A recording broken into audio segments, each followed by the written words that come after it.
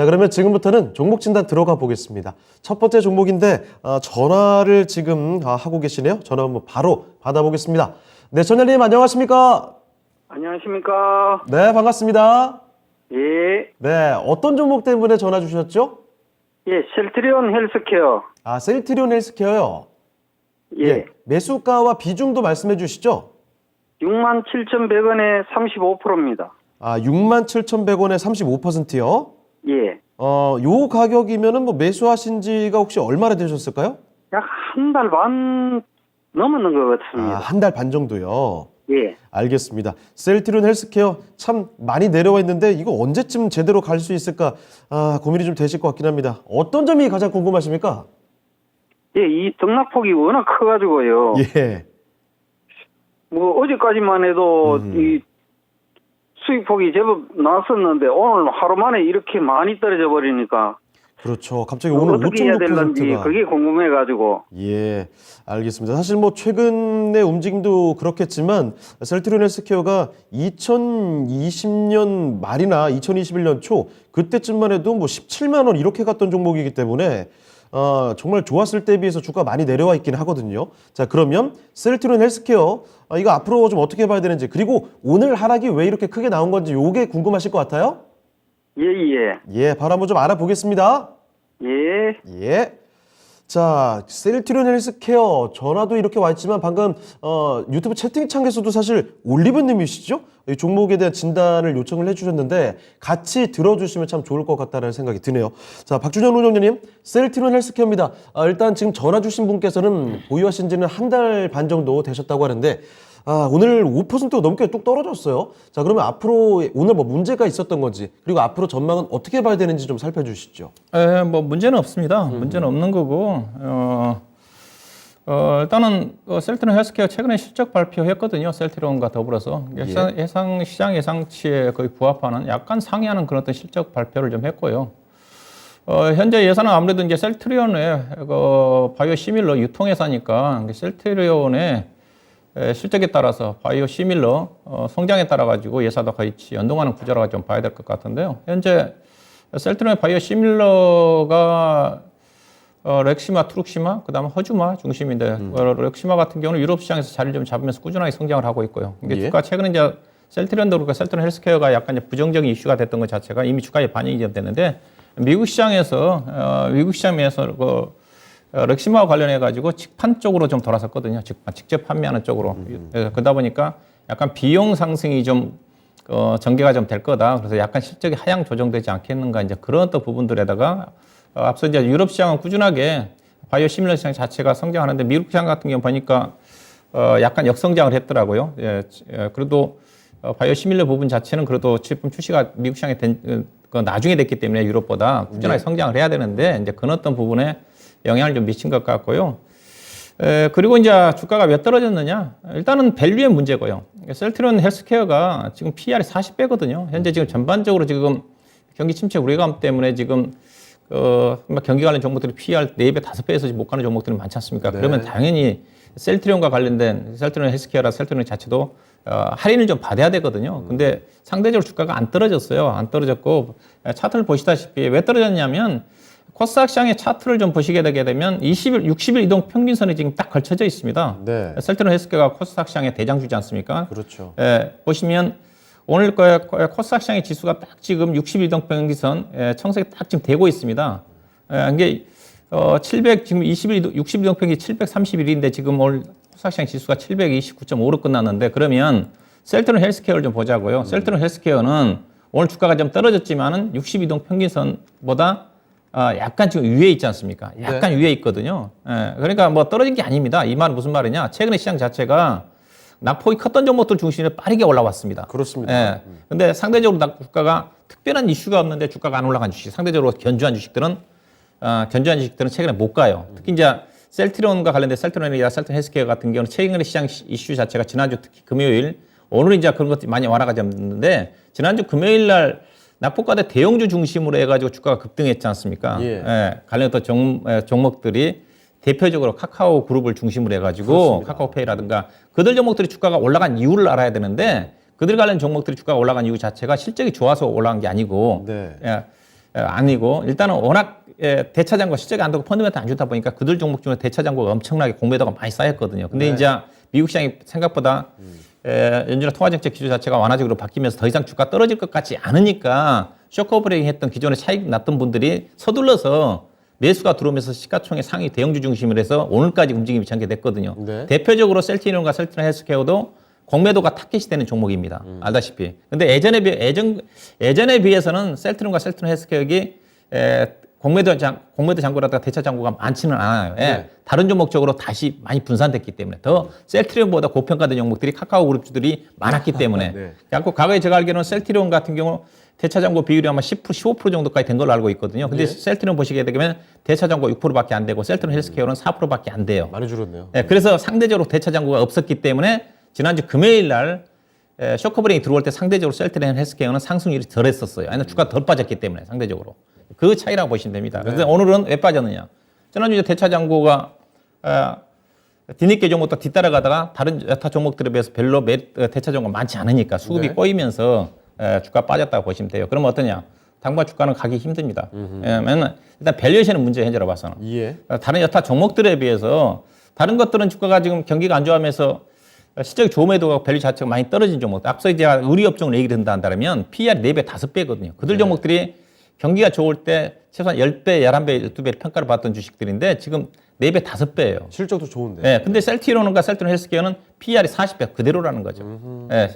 그대로라는 거죠. 그럼 주가가 이거 종목은 당분간 하락도 없을 거고요. 상승도 제한적인 등락 구간입니다. 그래서 이 종목은 길게 보고 투자를 해야 되는 거. 길게 하더라도 제가 보기에는 수익의 기회는 적어요. 그래서 교체를 안 하시면 기대 수익을 좀 짧게 보고 접근을 좀 해야 되지 않겠나 생각이 좀 되고요. 그래서 일단은 오늘 주가 자체가 지난주 금요일 날 고점 아래에서 고점 형성되면서 음봉이 나왔기 때문에 당분간 지난주 금요일 날 형성됐던 71,400원대가 단기적으로 고점이 형성될 가능성이 크죠. 그래서 당분간 등락 구간 짧게 매매를 하셔야 될 것 같습니다. 현재 셀트리온 헬스케어가 시가총액이 10조 원이거든요.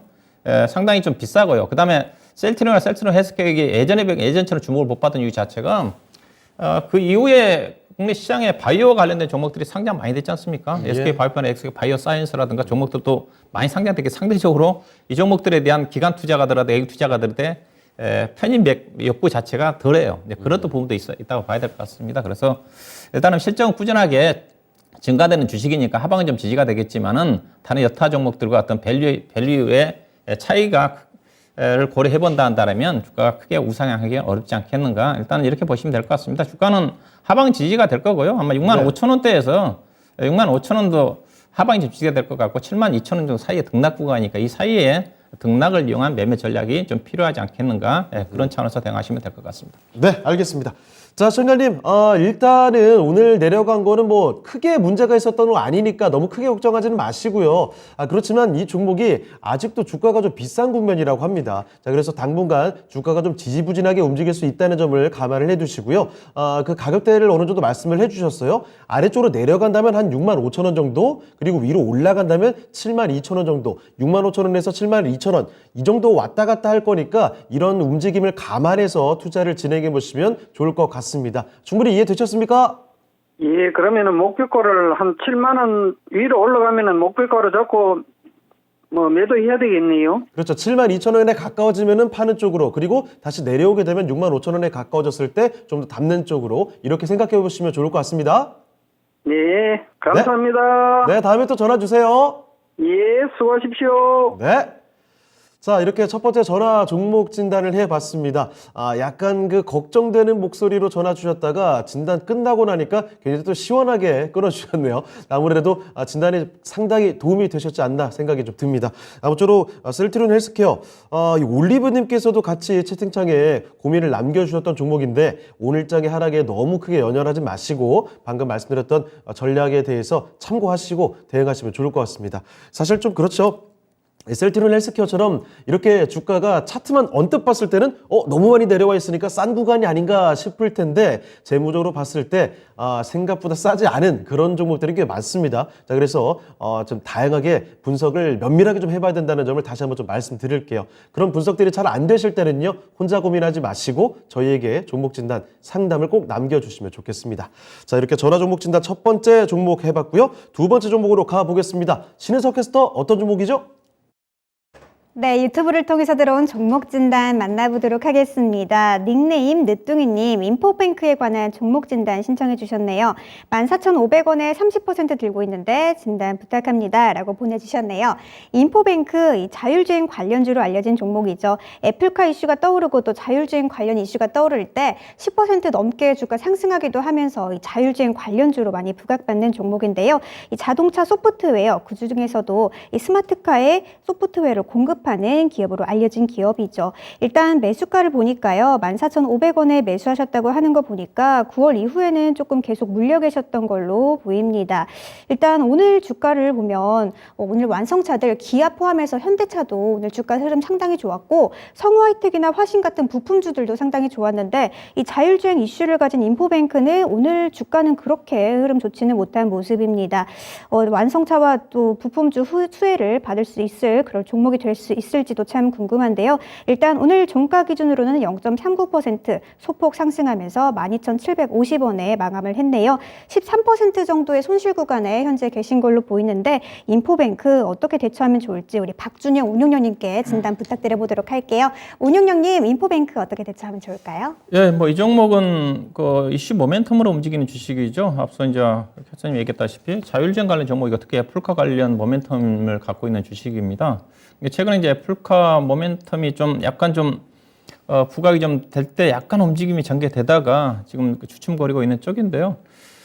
실적으로 평가를 받을 수 있는 주식은 아니죠. 회사가 오늘 그 실적 발표를 했어요. 잠깐 들어가서 봤더니 아마 보니까 3분기 때 적자 난 것 같아요. 누적으로 보니까 3억 적자인데 반기까지 5억 흑자인 걸 감안하면 그래서 실적으로 평가를 받는 주식이 아니고 그렇다고 이 회사가 적자는 나고 있지만 재무 내용 자체가 탄탄한 회사입니다. 부채도 없는 회사이기 때문에 문제는 없어요. 문제는 없는데 그래서 실적으로 평가를 받기 어렵기 때문에 주가는 결국은 모멘텀이다. 애플카와 관련된 모멘텀이 좀 수반이 좀 돼야지 주가 갈 건데 이 종목이 과거에 애플카 움직임이 전개될 때 상당히 대장주로 움직였던 주식이거든요. 아마 이때 주가가 올해 연초인가요? 이때 주가 움직일 때 아마 이 애플카 관련 모멘텀으로 가장 대장주로 움직였던 주식입니다. 여기는 쉽지는 않아 보이고요. 그래도 현재 시장 자체가 보니까 과거에 그 테마 이슈로 부각됐던 종목들이 그래도 실적이 좀 따라주는 회사들이 그나마 지금 어느 정도 좀 재료가 부각될 때 상대적으로 빠르게 움직임이 전개되고 있는 것 같은데 왜냐하면 시장 자체가 지금은 약간 유동성이 위축되는 구간이기 때문에 실적이 안 따라주는 종목들은 좀 불안할 수밖에 없거든요. 유동성 국면 쪽에서는 실적이 안 좋고 그런 종목들도 빠르게 돈의 힘에 의해서 개인 투자가들이 많이 접근하니까 또 유동성이 풍부한 구간 쪽에서는 재무 리스크에 대한 그 위험 부담이 상대적으로 시장에서 고려하지 않으니까 그런 부분 때문에 강하게 가는데 현재 시장 자체는 유동성 유축 구간이기 때문에 어느 정도 그래도 애플카 모멘텀이 중요한 포인트이긴 하지만 실적도 따라줘야지 함께 동조할 수 있는 그런 부분이라 좀 봐야 될 것 같고요. 그렇지만 일단은 차트로 봐서는 하방은 충분히 좀 지지가 될 것 같습니다. 12,000 최근에 4,500원대 지지를 좀 받고 있는 쪽이고 22동 평균선을 위에서 지금 놀고 있기 때문에 애플카 모멘텀 자체가 충분히 좀 나올 수 있다고 좀 보고 있는 쪽이거든요. 올해 안에 아마 충분히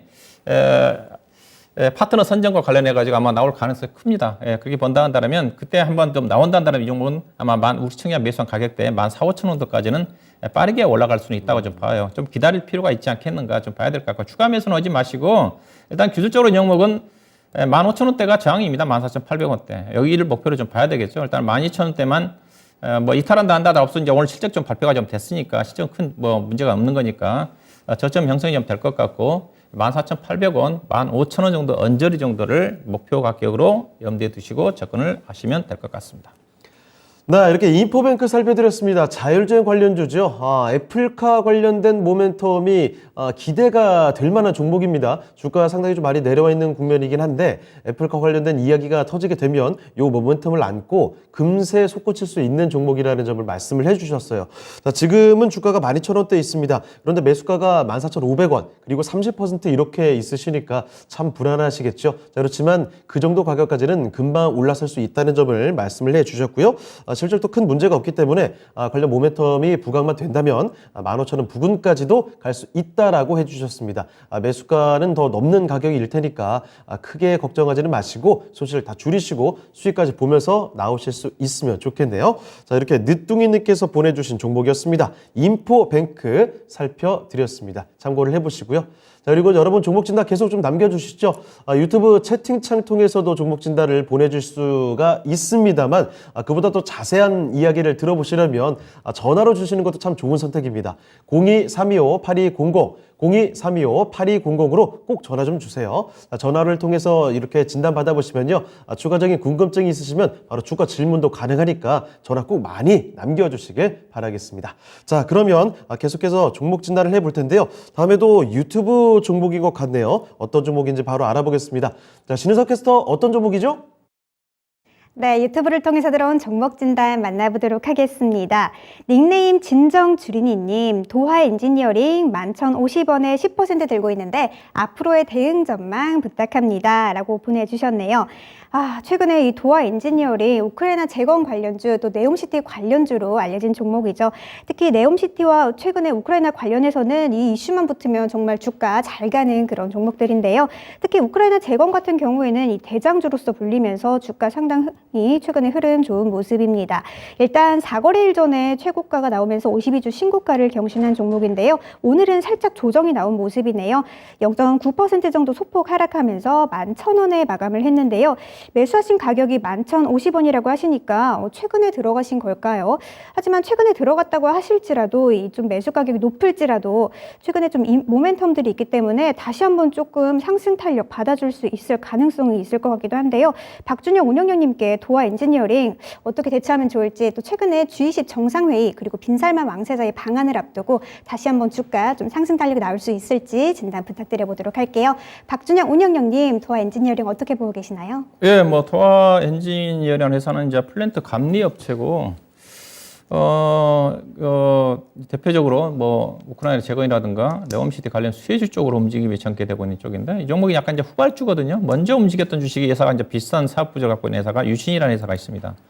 유신 차트를 좀 보실 건데 유신이라는 회사가 주가가 지금 5만 원대 유지를 하고 있는데 주가가 하여튼 뭐 7월 달에 17,000원대 정도 유지가 좀 됐으니까 거의 200% 가까이 상승한 주식이거든요. 네. 똑같습니다. 사업 구조 자체가 감리업, 설계업 그런 플랜트 쪽인데 그래서 이 종목이 이제 대장주 끌고 가다 보니까 그 다음에 이제 그 유신과 비슷한 사업 구조를 갖고 있는 회사가 도하 엔지니어링이거든요. 그래서 도하 엔지니어링 이제 후발주로 최근 들어서 주목을 좀 받고 있는 쪽인데 두 회사의 차이 자체는 매출액이라든가 봐서는 거의 뭐 도하 엔지니어링이 많은데 실적으로 따지면 보니까 최근에 3분기 실적을 발표를 했는데 약간 도하 엔지니어링이 약간 영업이익 기준으로 단위로 본다면 한 20억 정도 넣습니다. 실적 괜찮게 나왔어요. 도하 엔지니어링. 예. 영업이익 한 140억 나왔거든요. 아마 반기까지 영업이익이 아마 거의 6, 70억 정도 나왔습니다. 8, 90억 정도 나왔으니까 많이 좋게 나왔어요. 그래서 그렇다 한다 하더라도 이 종목은 현재 시가총액이 유씨는 주가가 5만 원짜리지만 시가총액이 1,500억이고 예산은 시가총액이 3,000억입니다. 3,000원, 4,000억이기 때문에 이 종목이 비싸죠. 어떻게 보면 유신이 더 싸다고 볼 수가 있습니다. 네. 주가 많이 올라왔지만 같은 밸류 단위로 따진다 한다면 그렇게 좀 참고하시면 될 것 같고요. 그래서 여전히 대장주는 유신이다. 그래서 유신이 꺾이면 이 종목도 꺾이는데 유신이 아직 보면 꺾이지 않고 있는 쪽이거든요. 만약에 유신이 20일 이동평균 이탄을 한다. 21평선이 현재 지금 47,000원이거든요. 현재 가격대 51,000 기준에서 3,000원도 남아있는데 이게 꺾이면 아마 도하 엔지니어링도 꺾일 건데 결국 이제 모멘텀이지 않습니까? 이거 관련 종목이 러시아, 우크라이나 전쟁의 재건 수혜주, 그 다음에 네옴시티 전혀 실적과 전혀 무관합니다. 예. 저는 그렇게 봐요. 네. 전혀 관련 없어요. 그렇기 때문에 이럴 종목도 어떻게 되냐. 일단 이슈화 되면 주가 팔아야 된다는 거죠. 제로 꺾이면 네. 일부 이제 실적이 따라주는 종목들이 있겠죠. 직접적으로 이번 그 네옴시티 관련해가지고 빈살만 왕세자가 이번 주에 방문하기로 예정이 돼 있죠. 17일에 해당되는 거 알고 있는데 그 전에 팔아야 될 겁니다. 거기서 만약에 수주가 나와서 이제 일부 현대건설이라든가 관련 종목들은 중장기적인 문제일 거고요. 근데 저는 수주가 나왔다 한다 하더라도 중동 쪽에서 국내 건설업체들의 수익 내기가 쉽지 않다고 얘기를 하고 있는 쪽이거든요. 대표적으로 하나건설이 2012년도인가요? 아랍 쪽에 대규모 건설 프로젝트에 참여해가지고 네. 거의 대규모 손실되고 손터르고 나왔지 않습니까? 아, 그렇습니까? 8천억 정도 손실되고 나왔거든요. 예. 거의 한 12조 규모 프로젝트 사업인 걸로 알고 있는데 돈이 안 됩니다. 아하. 저는 돈이 안 된다고 보고 있는 쪽이기 때문에 그래서 빈살만 왕세 이번 그 네옴시티와 관련된 재료 또 있고 이제 우크라이나 전쟁 관련 그 종경 관련 수혜주 쪽에 두 가지 모멘텀이 살아있기는 한데 일단은 일차적으로 빈살만 왕세자 이번 주에 오는 시점이기 때문에 오늘이 뭐 수요일 목요일 정도에 만약 주가가 올라간다 그러면 팔아야 되겠죠. 네. 그리고 난 다음에 다시 또 주가 떨어지면 종전 관련해 가지고 이제 이슈가 되면 그때가 마지막 팔 기회라고 좀 보시면 될 것 같아요. 아직은 모멘텀이 살아있기 때문에 또 차트도 이 종목도 지금 그래도 살아있는 쪽이거든요. 일단 차트는 1,500원만 이탈되지 않으면 약간 상승 여력이 있어 보이는데 제가 보기에는 네. 이 종목 현재 기대 수익으로 따지면 손실할 가능성도 10%고 올라갈 가능성도 10%로 봅니다. 이게 리스크도 있는 부분이기 때문에 따라서는 안 될 것 같고요. 다만 이제 실적이 약간 3분기 실적이 지난주 11일 날 발표가 됐는데 양호하게 나왔기 때문에 상대적으로 하방은 좀 지지가 좀 될 것 같은데 일단 단기적인 관점이니까 1,500원 이탈하면 손절하셔야 될 것 같고요. 그다음에 주가가 올라간다 하더라도 지금 여기서 저항을 받을 수밖에 없죠. 지난 5월 달에 고점이 12,700원대고 대체적으로 12,200원대가 고점이거든요. 여기를 돌파하기는 글쎄요. 뭐 저는 쉽지 않다고 봅니다. 그래서 일단은 1,500원 이탈하면 손절하시고 단기적으로 12,200원, 500원 정도 현재 가격대 10% 정도 언저리 올라간 선에서 차익성, 즉 단기 트레이딩 관점에서 접근해야 돼. 절대 올라갈 때 따라 사서는 안 될 것 같고 빠지면 저점 매수, 그다음 어느 정도 지지선 이탈한 시점에서 손절도 염두에 두면서 접근하는 전략이 좀 필요하다. 목표 주가 12,200원 손절 가격 1,500원을 보시면 될 것 같습니다. 네, 알겠습니다. 자, 도하 엔지니어링을 살펴드렸습니다. 이 종목 우크라이나 재건 관련해서 참 많이 언급이 됐던 종목인데 재건주들 움직임이 굉장히 또 급등락이 심합니다.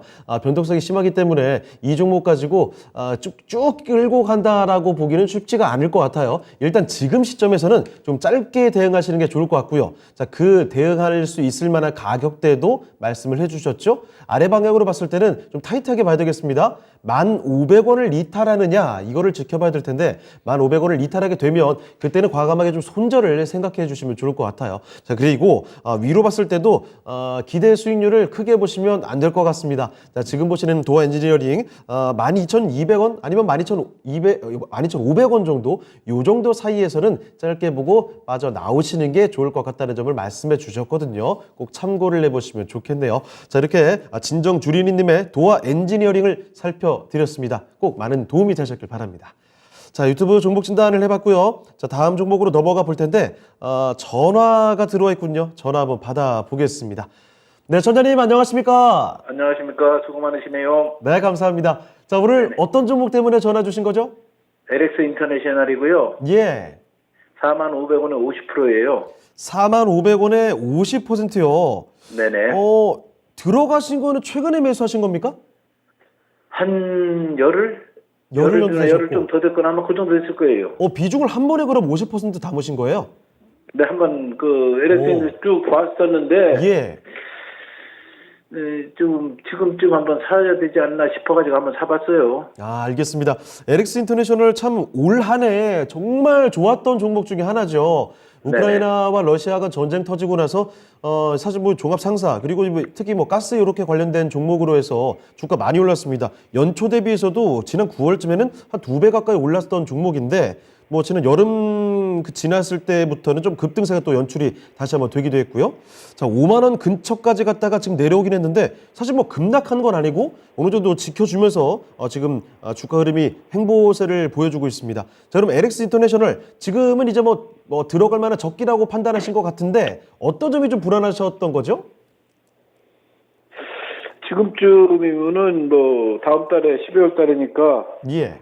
배당도 그렇고 그래가지고 지금쯤이면 매수 시점이 아닌가 싶어가지고 한번 매수를 했는데 네. 중요한 것은 이게 이제 손절가를 어느 정도 잡아야 되느냐 아하. 또 목표가를 어떻게 설정해야 되느냐가 궁금해서 한번 전문가님한테 여쭤보려고 전화드렸습니다. 알겠습니다. 타이밍이 괜찮았는지 그리고 혹시 손절가를 딱 두고 대응을 해야 될 건지 목표 주가는 네. 어디까지 볼 수 있을지 한번 살펴보겠습니다. 네네. 예. 자, 운영자님, LX 인터내셔널 사실 뭐 이런 종목도 상사 관련돼서 자주 언급을 했던 종목이긴 한데 요즘에 조금 뜨끔하긴 했습니다. 지금 타이밍은 잘 잡은 걸까요? 어떻게 보십니까?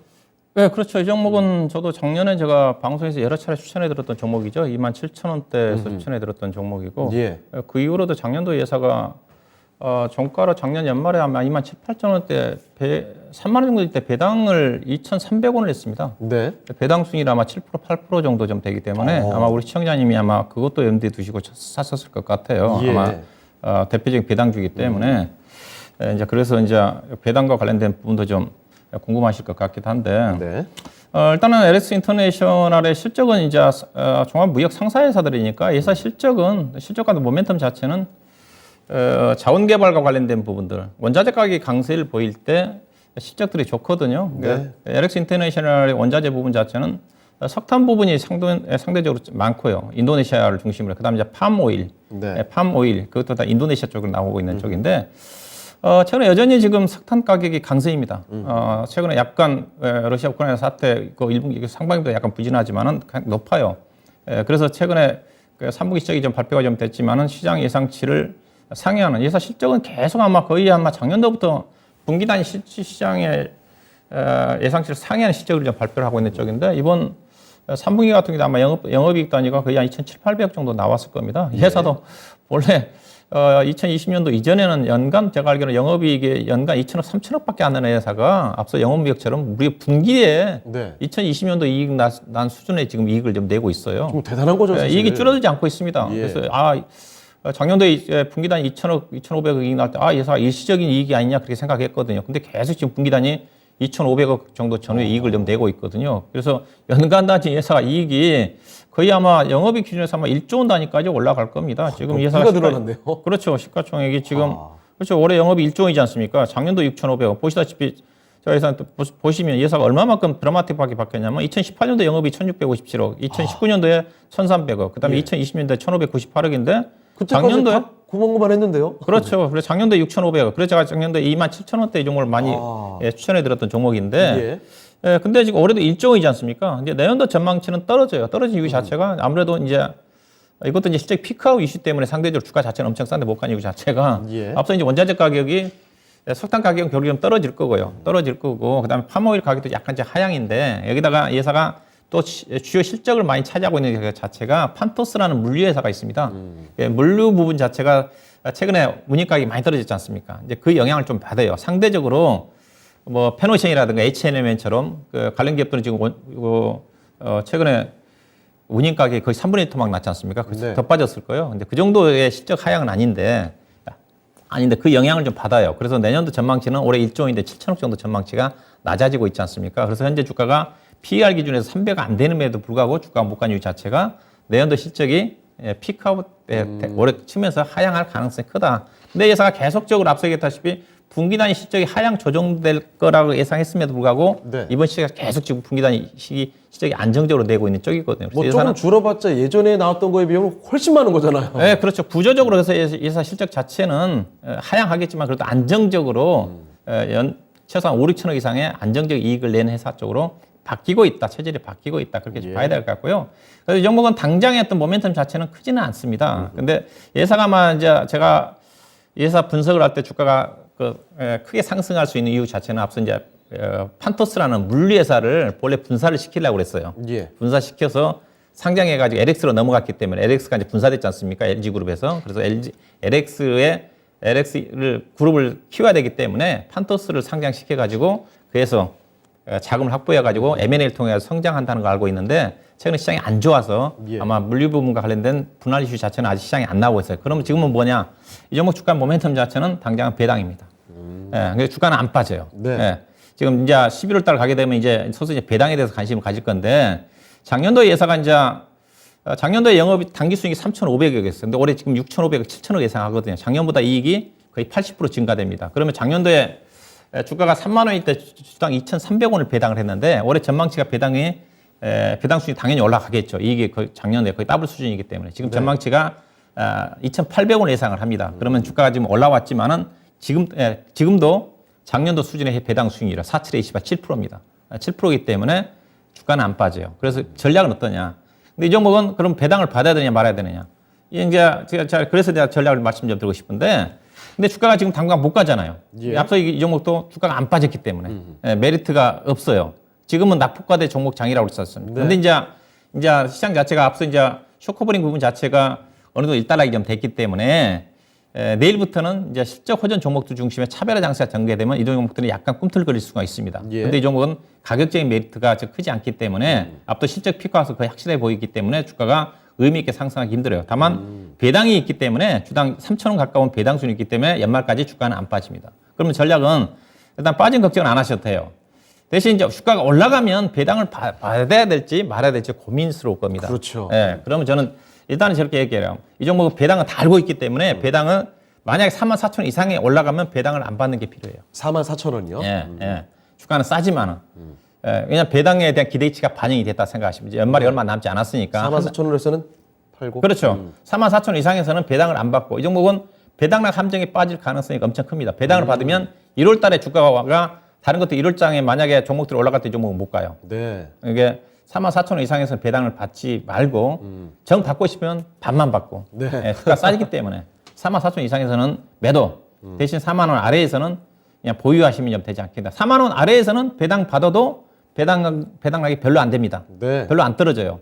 예, 그렇게 보시면 될 것 같아요. 그래서 44,000원 이상에서는 배당 받지 말고 매도하시고 4만 원 아래에서는 주식을 가지고 넘어가도 괜찮다. 예, 그렇게 보시면 될 것 같습니다. 네, 알겠습니다. 자, 정장님, LX 인터내셔널 당분간은 뭐 의미 있는 상승이나 하락이 연출될 것 같지는 않고 일단 말씀해 주셨던 것처럼 배당과 관련된 모멘텀으로 움직임이 나올 겁니다. 자, 그래서 말씀을 해주신 게 뭐냐면 배당 받을 때까지 그러니까 그 연말 때까지 만약에 움직임이 44,000원을 넘어가게 되면 주가가 많이 올라가면 그때 메리트가 특별히 없어지니까 매도를 해보시는 게 좋을 것 같고 만약에 쭉 보시면서 4만 원 아래쪽에서 유지가 된다? 그러면 배당 받고 쭉 보유를 해보시는 게 어떨까 싶네요. 참고되셨습니까? 네, 고맙습니다. 감사합니다. 네, 다음에 또 전화 주세요. 네, 고맙습니다. 네. 자, 이렇게 전화 종목 진단을 받아봤습니다. LX 인터내셔널 살펴드렸죠. LX 인터내셔널 사실 뭐 올 한 해 전쟁 터지고 나서부터는 주요 원자재 관련된 이야기 정말 많이 나왔습니다. 가스, 석유, 석탄 뭐 이런 쪽의 이야기 계속 나오면서 이 관련된 종목으로 LX 인터내셔널이 주가가 많이 좀 올랐습니다. 그래서 요즘에는 많이 떨어진 종목 위주로 움직임이 나오기 때문에 이 종목에 대해서 큰 변동이 있을 것 같지는 않고 다만 요즘에 또 관심이 높아지는 배당과 관련된 움직임이 있기 때문에 이 전략도 말씀을 해주셨으니까요. 다른 또 배당주 쪽으로 전략을 지금 관심을 두는 분들은 이런 전략을 같이 한번 참고해 보시면 좋을 것 같습니다. 자, 전화 종목 진단 X 인터내셔널이었고요. 다음 종목 진단으로 넘어가 보도록 하죠. 자, 이번에는 유튜브에서 찾아본 종목이 있습니다. 유튜브에서 봄님께서 갖고 계신 종목인데요. 요즘 뭐 태광이네요. 피팅 밸브 쪽이죠. 태광 매수하신 가격부터 보겠습니다.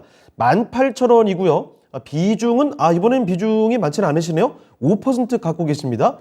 현재 지금 주가가 17,150원에 오늘 주가 마감이 됐습니다. 태광의 경우에 사실 얼마 전까지만 해도 조선 그리고 조선 기자재 관련된 종목들이 주가 굉장히 좋지 않았습니까? 태광도 마찬가지로 9월 1일까지 22,200원까지 찍었습니다. 그때 차트 지금 보시는 대로 굉장히 급등세가 연출이 됐거든요. 그 뒤로 올라갔던 폭을 많이 뱉어냈다가 최근 들어서는 다시 또 좀 올라와 있어요. 시장의 반등과 함께. 자, 그래서 지금 남겨주신 질문이 뭐냐면요. 이런 질문입니다. 연말까지 가져갈 예정인데 수익 볼 수 있을까요? 라는 질문.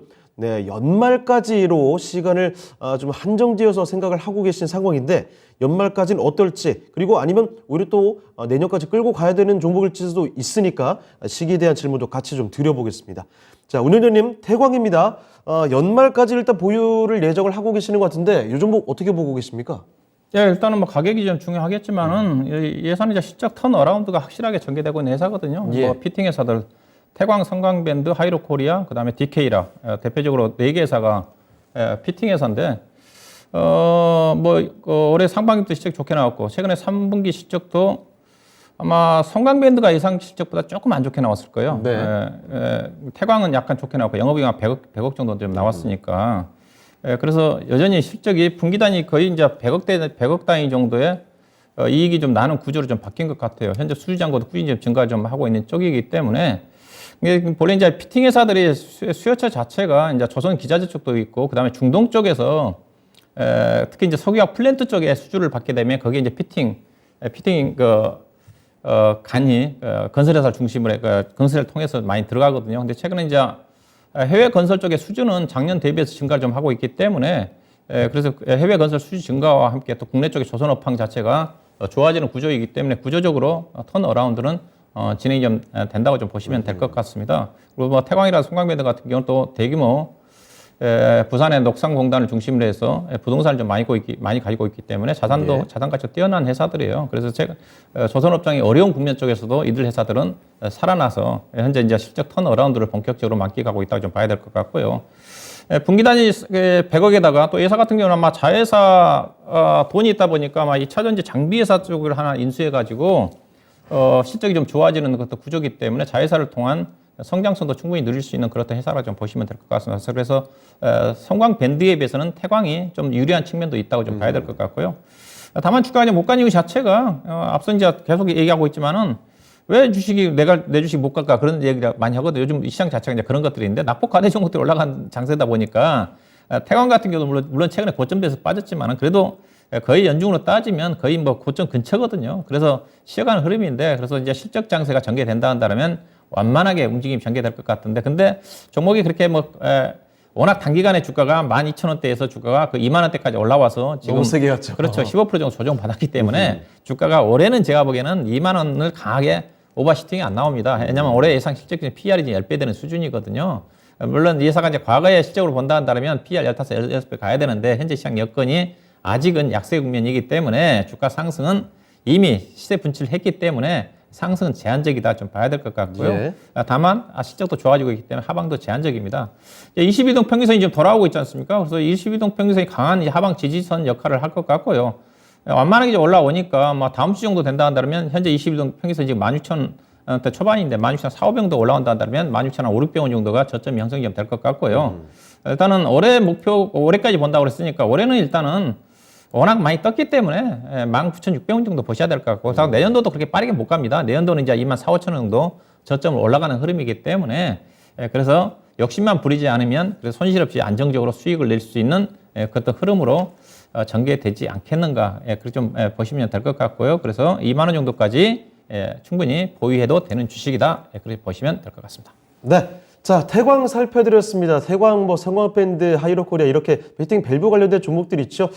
주가 흐름이 얼마 전까지 굉장히 또 강했습니다. 자, 그런데 그렇게 한동안 너무나 가파르게 올라갔던 흔적이 있기 때문에 그것도 바로 시간이 얼마 전이었죠. 자, 그렇기 때문에 남은 기간 동안 다시 한번 솟구치기는 쉽지는 않아 보여요. 자, 그래서 전에 나왔던 고점이 22,200원 부근입니다. 거기를 올해 안에 뚫어내기는 참 어렵다는 점을 말씀을 해주셨고요. 다만 이 종목의 경우에는 실적이 받쳐주고 있기 때문에 밑으로 내려가는 하방도 어느 정도 제한적일 것이라는 말씀을 또 같이 전해주셨네요. 자, 그래서 일단 손해볼 생각은 크게 안 하셔도 될 것 같고 다만 기대 수익률을 크게 보지는 말자라는 정도일 것 같습니다. 내년까지 보자면 24,500원 올라갈 수 있겠지만 올 한 해로 목표를 잡아주셨으니까 연말까지 목표 주가는 2만 원 조금 못 미치는 가격 정도에서 가시면 좋을 것 같습니다. 19,600원 정도 잡아주셨으니까요. 2만 원 부근에 다가서게 되면 그때는 매도 처리 해보시는 게 좋을 것 같습니다. 어쨌든 매수 가격이 18,000원이니까 그 위에서 수익 보고 나올 수가 있겠습니다. 참고를 해주시고 꼭 수익권에서 나오시면 좋겠네요. 자, 이렇게 봄님께서 요청해주신 태광까지 저희가 살펴드렸습니다. 자, 그러면 종목 진단은 오늘 이쯤에서 좀 마무리를 해봐야 되겠습니다. 지금부터는 내일장 전략 살펴보도록 하죠. 자, 운영자님, 내일장 전략 어떤 포인트를 짚어봐야 되겠습니까? 네, 일단 오늘 전강 후약으로 좀 끝나서 약간 조정의 시그널이 나왔지 않습니까? 네. 자연스러운 흐름이라고 좀 봐야 될 것 같습니다. 단기간의 지수가 그 2,500까지 올라왔지 않습니까? 예. 2,200포인트 초반대에서 본래 제가 2주 전에 베어마켓 랠리 예상을 하면서 올해 베어마켓 랠리 지수 목표치를 2,480포인트를 제시해 드렸는데 네. 생각보다 빠르게 좀 워낙 가파르게 좀 올라왔어요. 깜짝 놀랐어요. 네, 저도 깜짝 놀랐는데 일단 충분히 올라갈 만한 이유가 있는 거죠. 가장 작년부터 시장을 괴롭혔던 일단은 연준의 기준금리 인상 부분 자체가 어느 정도 끝이 보이고 있다. 그건 거의 기정사실화되고 있는 쪽이기 때문에 충분히 상승할 만한 이유가 있다고 좀 봐야 될 것 같고요. 다만 지금 시장 자체가 이제 낙폭과 반등이고, 그 다음에 이제 경기가 회복이 좀 돼야지 본격적으로 올라갈 수 있는 부분인데, 경기 회복 자체는 상당히 좀 시간이 필요한 부분이기 때문에 아직은 베어마켓 랠리 구간이기 때문에 시장은 빠르게 가지 않는다고 좀 봐야 될 것 같고요. 이미 지난주 미국 시장 같은 경우도 먼저 올랐던 다우지수에서 그렇듯 시그널이 나왔지 않습니까? 다우지수 같은 경우도 윗꼬리를 달고 직전 고점이 다우지수가 8월 달에 형성됐던 가격대 34,000포인트대인데 거의 고점까지 왔어요. 그래서 미국 시장도 실 것 같고, 다만 나스닥 시장은 조금 여유가 있죠. 나스닥 시장에 여유가 있기 때문에, 나스닥 시장이 여유가 있기 때문에 국내 시장 자체도 나스닥 시장에 많이 연동하는 그런 흐름이기 때문에 조정이 나온다 한다 하더라도 지수 조정폭은 제한적이다. 다만 이격이 지금 코스피 이격이 단기간에 급등을 하면서 이격이 거의 경험하지 못한 수준까지 이격이 107까지 올라왔어요. 거의 이격이 107이라는 자체는 22동 평균에서 7% 이상 올라갔다는 의미이기 때문에 약간 이격 조정이 필요한 그랬던 부분이다. 봐야 될 것 같고, 약간 기술적인 이번 주는 큰 조정 안 나올 것 같은데요. 개인적으로 2,450포인트 정도까지, 많으면 2,430포인트 정도까지 20일 평선이 올라와야 되거든요. 올라올 때까지 좀 기다릴 필요가 있다. 지금 빨간선 20일 평선인데 아마 이렇게 좀 올라올 겁니다. 빠르게 좀. 이렇게 올라온다 한다면 다음 주 정도 되면 다시 이제 2,500포인트를 돌파하는 흐름. 이번 주는 어떻게 보면 대체적으로 2,430과 2,530포인트 사이에 등락 구간을 염두에 두는 그런 부분을 해야 될 것 같고요. 중요한 건 시장 자체가 정말로 대응하기가 쉽지가 않습니다. 워낙 급등 나가는 종목들 대형주 같은 게 움직임이 전개되다 보니까 그 이유 자체가 이제 급등했던 것 자체가 지난주 같은 급등했던 자체가 앞서 얘기했다시피 쇼커브링 때문이거든요. 근데 거기에 일단락이 좀 됐어요. 그리고 코스피 같은 경우도 실적이 안 좋았던 종목들 중심으로 대표적으로 오늘 화학주인 롯데케미칼이 급등했지 않습니까? 무려 3분기에 4천억 가까운 대규모 적자가 났음에도 불구하고 지금 화학업종이 지금 좋아질 수 있는 여건은 전혀 없습니다. 여전히 제품 가격 자체, 스프레드 마진 자체가 거의 바닥권이기 때문에, 근데 이들 종목까지 순환매가 올라왔다는 겁니다. 업종별 키 맞추기도 어느 정도 전개됐고, 그 다음에 쇼커브링과 관련된 물량도 어느 정도 급하게 쇼커브를 했던 분들 해수가 어느 정도 일단락이 좀 됐던 게 아닌가. 그래서 이제 오늘 약간 쉬어가는 흐름. 여기다가 환율이 단기간 워낙 급락을 했기 때문에. 그렇죠. 근데 환율이 오늘 반등이 나왔지 않습니까? 그리고 지금 이제 달러 인덱스도 약간 좀 반등을 하고 있기 때문에 환율이 워낙 급락을 했고, 그래서 최근에 외국인 매수 자체가 환율 급락에 따른 한 차익을 노리고 들어온 부분들이 많거든요. 그래서 외국인 투자가도 속도 조절하고 있다는 거죠. 그래서 환율도 당분간 약간 반등을 한다 한다면 외국인들이 잠깐 쉴 것 같고요. 그러면 외국인들이 쉬어가는 구간이라고 한다면 그래도 이제는 이제 종목들 중심으로 해가지고 시적 호전 종목들 중심으로, 특히 이제 오늘 코스닥 시장을 중심으로 중소형 종목들 시적이 다 발표가 됐습니다. 오늘 마지막 날이기 때문에 이에 따라서 이제 시적이 좋은 종목들, 그렇게 많지는 않지만은 옥석이 가려지는, 그렇지만 좋은 종목들 많아요. 근데 자동차 업종 같은 경우 부품 업종들, 성우하이텍이라든가 화신이라든가 같은 종목들 오늘 좋더라고요. 이들 종목들 중심으로 해서 차별 행세 전개된다는. 그래서 제가 관심 업종 자체는 그래서 제가 일단 여전히 IT는 관심이고요. 주가 빠질 때는 IT입니다. IT인데 그다음에 이제 자동차 쪽은 자동차 앞서 부품 쪽에 성우하이텍, 화신을 중심으로 중소형 종목들, 그다음에 의리 쪽 앞서 얘기했다시피 OEM 의리 기업들, 영업미역 한세실업, JS 코퍼레이션 관련된 종목들, 그다음에 피팅 회사도 좀 보셔야 될 것 같고요. 건설기계가 여전히 괜찮거든요. 주가 많이 올라왔지만은 PER 밸류상으로 7배 정도밖에 안 되는 수준이기 때문에 계속 우상향하고 있거든요. 여전히 또 러시아 우크라이나 종전과 관련된 모멘텀도 있기 때문에, 그다음에 2차 전지는 여전히 관심인 것 같고요. 그다음에 신재생, 그다음에 이제 의료기기도 얘기를 하고 있는 쪽인데, 의료기기 이들 쪽에서 실적이 좋은 종목 쪽 중심에 종목 차별화에 대응하는 전략이 필요하지 않겠나 봐야 될 것 같습니다. 네, 알겠습니다. 자, 그러면 오늘 박준현 운영자께서 또 도움 말씀 주셨는데요. 여기서 보내드리도록 하겠습니다. 네, 운영자님 오늘 말씀 고맙습니다. 네, 고맙습니다. 네, 진짜 쉬운 진단 여기서 이제 마칠 시간 다가왔네요. 인사드리도록 하겠습니다. 지금까지 다양한 투자 판단에 대한 도움 말씀 드렸습니다. 하지만 특정 종목의 상승이나 하락을 보장하지는 않습니다. 이 점을 꼭 기억해 두시길 바라고요. 저희는 내일 이 시간에 다시 뵙도록 하겠습니다. 시청해주신 여러분 고맙습니다.